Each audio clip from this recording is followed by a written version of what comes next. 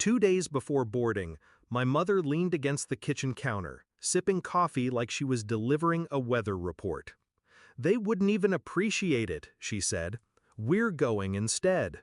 My sister didn't even look up from her phone. "They can watch our stories instead." Their words didn't sting, not yet. They simply landed and sat there, heavy and sour. I stirred my tea once, twice, and smiled.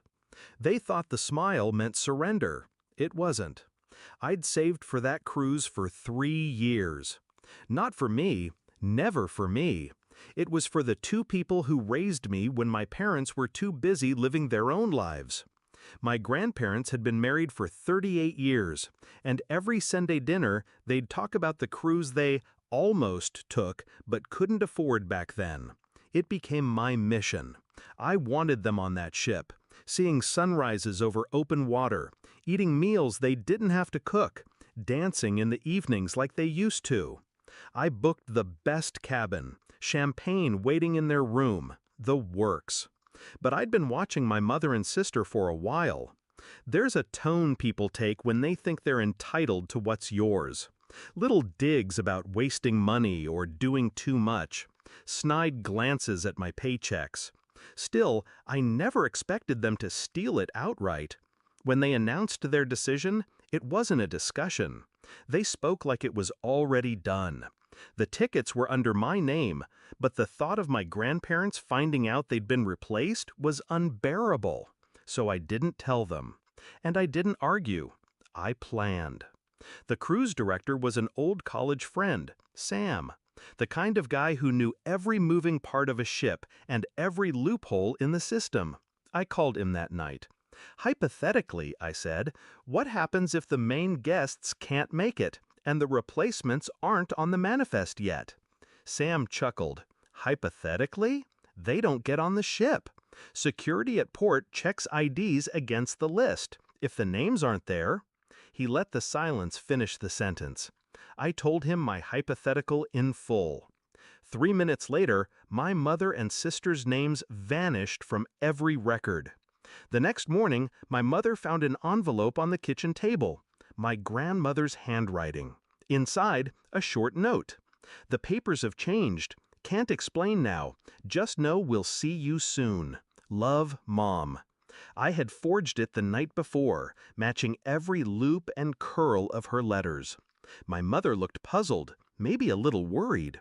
She called my grandmother. No answer. She called again, straight to voicemail. I watched her pour another cup of coffee, her mind chewing on a problem she didn't understand. Boarding day came. I offered them a ride to the port. They declined, insisting they'd take an Uber.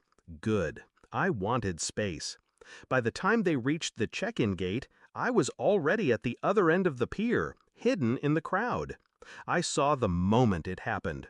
The gate agent scanned their documents, frowned, tried again.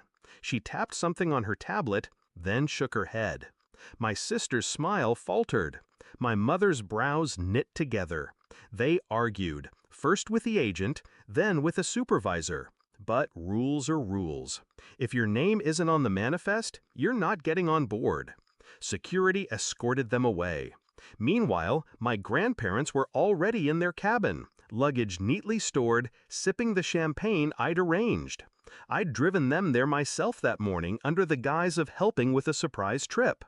They thought I was just dropping them off at a hotel for a night in the city.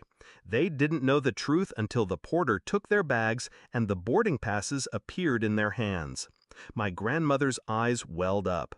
My grandfather kept clearing his throat like he was holding back a lump. I didn't stay to see the ship leave.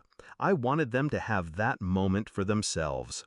By the time my mother and sister returned home, I was already there.